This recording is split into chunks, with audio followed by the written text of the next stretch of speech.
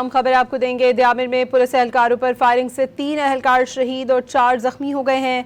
वाक़े के बाद अस्पतालों में एमरजेंसी नाफिज कर दी गई है। वज़ीर दाखिला गिलगित बल्तिस्तान के मुताबिक पुलिस पोस्ट की फसल तल्फ कर रही थी।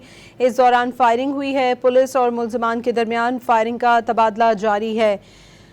दियामिर में पुलिस एहलकारों पर फायरिंग का वाक़या पेश आया है। 3 एहलकार शहीद, 4 जख्मी हो गए हैं। वाक़े के बाद अस्पतालों में एमरजेंसी नाफिज कर दी गई है। गिलगित पुलिस पोस्ट की फसल तल्फ कर रही थी। इस दौरान फायरिंग हुई। वज़ीर दाखिला का बताना है कि फायरिंग से 3 एहलकार शहीद और 4 जख्मी हुए हैं।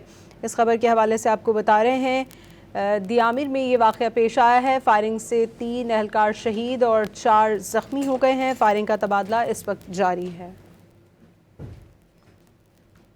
अहम खबर आपको देंगे। दियामिर में पुलिस एहलकारों पर फायरिंग से 3 एहलकार शहीद और 4 जख्मी हो गए हैं। वाक़े के बाद अस्पतालों में एमरजेंसी नाफिज कर दी गई है। वज़ीर दाखिला गिलगित बल्तिस्तान के मुताबिक पुलिस पोस्ट की फसल तल्फ कर रही थी।